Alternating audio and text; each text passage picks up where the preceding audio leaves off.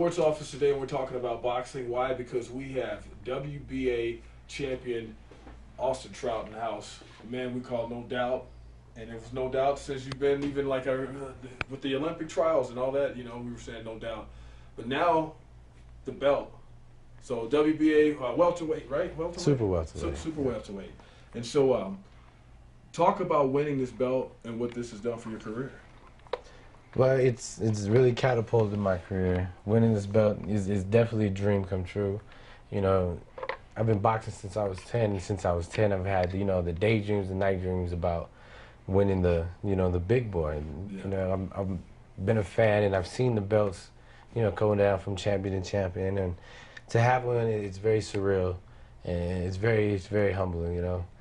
So you got guys calling you out now. You know, guys that you fought in the past and stuff like that. Do you have guys trying to provoke you and stuff like that? Oh, they want a piece. Yeah, but you know, it's funny because I was trying to get a fight for so long, and I didn't hear any of those talks. But that's what, you know, I'm using the belt for, is to use it as a loudspeaker, so maybe these guys can hear me now. And now, you know, I don't have a problem looking for a fight, and it's definitely a blessing. And the busier I am, the sharper I am. So that's just the better I'm gonna get. Now talk about, you had a title defense recently. And talk about how crazy that was. It was in Mexico, correct? Right. And you know, everything came back where it was, you know, you won you defended your title, you were unanimous decision. That's right. You get back and they try to say, oh, his urine test was dirty. Yeah, they claimed that my post-drug test was negative. Oh, well, I'm sorry. I guess positive. Yeah. You know, I failed it. But you know, the events leading up to that, I wasn't surprised at all that's what they tried. There was the promoter, you know, nothing against David Lopez. He came, he fought, and he did what he was supposed to do, you know, like a warrior. Shouts to David Lopez, but his promoter was on some fishy junk from the get-go. And you know, I mean, I wasn't really too worried about it.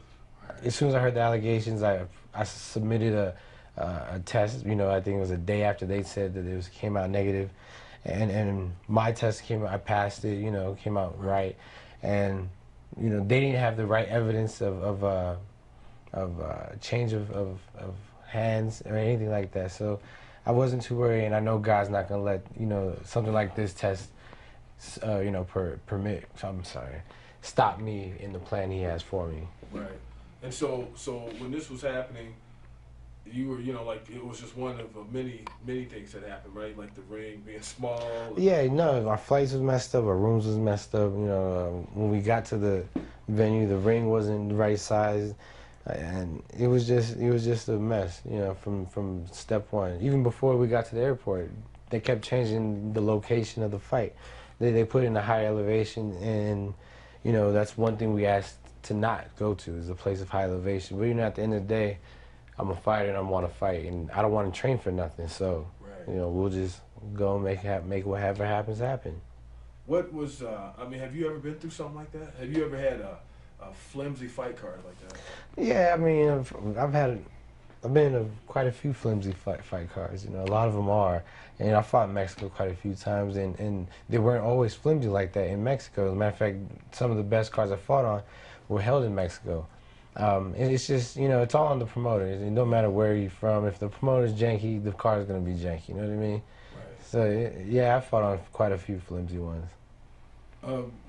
As far as this whole experience, what has that taught you about being a champion? You know, you're a world champion now, and you're new to the world champion. And what has it taught you? I mean, your introduction going in. I mean, because that's kind of crazy.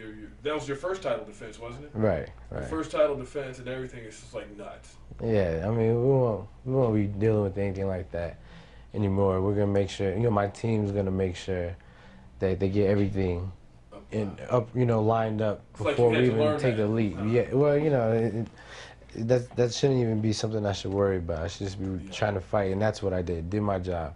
Now everybody's going to tighten up their job, and everything's going to be a lot more smoother, I'm sure. You talk about your Australian opponent, former two-time champion, Mundine, right? Or Mundine, yeah, Anthony Mundine. What do you know about him, and what kind of challenge is that? Because you're going to his home turf in Australia. Right.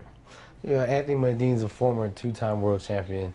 He won world titles at 168 super middleweight and 160 middleweight. And now he's trying to go for his third at junior middleweight, which is history in the making. But you know, I have my own history, and I definitely have to deny his you know, voyage for greatness, because you know, it's either him or me.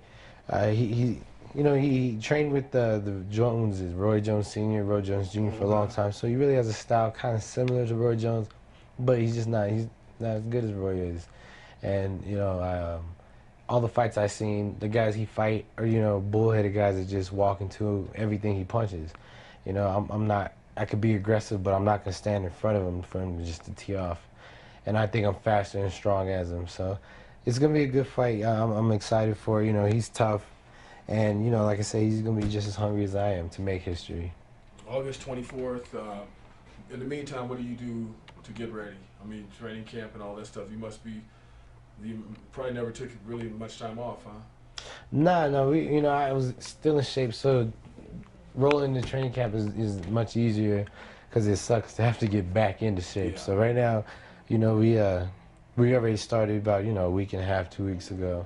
You know, just running every day, and just getting sharpening up. You know, I'm in pretty good shape as it is, so we got our sparring partners in. We're actually trying to bring one more in, because I think one got hurt, but you know, he's gonna be all right. Shout outs to.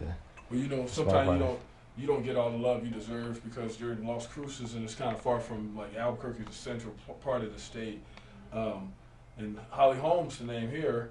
You know, as far as boxing, you know, as far as in the city of Albuquerque, but they know you because we've been putting you out there. Right. But at the same time, do you guys know each other, you and Holly, or?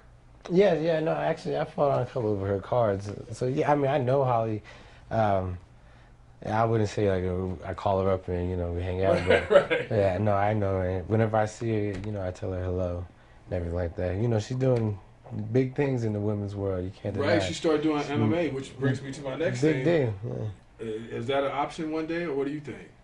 You know, if boxing stopped paying, I definitely learn how to wrestle and go jump in MMA. There's a bunch of, you know, cats I think I could beat up before they take me to the floor. So, yeah, definitely I'd make the jump if it's necessary. But, you know, boxing is my love. I might not have the passion in MMA. Science. Yeah. So what is, you know, like your journey, what has your journey been like, man? Because I remember when you came in here and you were like in the Olympic alternate and all that, and we did all that, and, you know, it's like you were a kid back then, because this is a while back. Yeah, this was, I was like 15, 16. Yeah, now here you are, champion and a man. How has the journey been? How would you grade the journey? You know, it's been a wonderful journey. I give it an A+. You can't trade it in for anything, because, you know, everything that happened led up to this moment, and, you know, and the future moments that it's opened up for me. So, you know, it's, you know, there's been a lot of down times, you know, there's been a lot of up times, but, you know, if you're looking back, it hasn't been that bad. You know, I can't complain. It's truly been a blessing. It's been a blessing road. They still call you No Doubt, right? Yeah, no doubt. Since the trials, man, it just stuck since then. Yeah, Austin No Doubt Trout. All right, well, hey, thanks a lot for joining us. Thank you for having me. Appreciate it. And until next time, we'll see you later.